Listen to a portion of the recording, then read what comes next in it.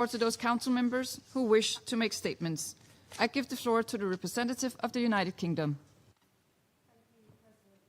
I thank Special Envoy Grunberg and Undersecretary General Fletcher.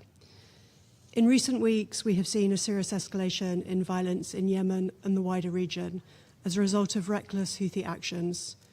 This includes drone and missile strikes against Saudi Arabia, attacks on international shipping in the Red Sea, and violations of Yemeni airspace by Iranian aircraft.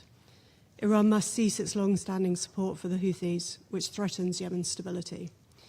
We express our condolences to those who have been killed or injured as a result of these actions, including Yemeni, Pakistani, and Indonesian nationals. Last week, this Council delivered a clear message of condemnation for Houthi actions and a call for de-escalation. We urge the Houthis to focus on efforts to achieve peace and alleviate the suffering of Yemenis, rather than seeking to embroil Yemen in a wider regional conflict. The United Kingdom reiterates its unwavering commitment to the sovereignty and security of Yemen, Saudi Arabia, and broader regional stability. Secondly, the recent escalation is compounding an already dire humanitarian situation. More than 22 million people require humanitarian assistance, over 18 million face food insecurity, and more than 2.2 million children under 5 are acutely malnourished. As a country heavily dependent on food and fuel imports, Yemen remains particularly vulnerable to further shocks. With humanitarian funding under strain and the Food and Agriculture Organization warning of drought risks and greater food insecurity, a return to large-scale conflict would turn an already dire situation into a catastrophe. The United Kingdom will continue to work with partners to support the humanitarian response, building upon the more than $180 million of UK funding last year for life-saving humanitarian assistance.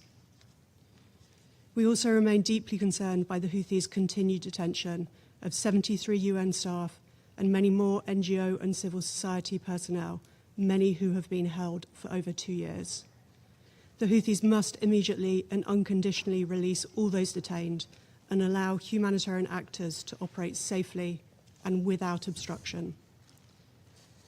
Third, the United Kingdom welcomes the appointment of Dr. Afra al-Zuber as Yemen's first female foreign minister. We look forward to working with her and the wider government of Yemen to support their efforts to deliver much-needed reforms and to strengthen security and stability, including through the new Yemen National Development Strategy. President, the choices made now will determine whether Yemen moves closer to peace or slips back towards deeper conflict and humanitarian crisis.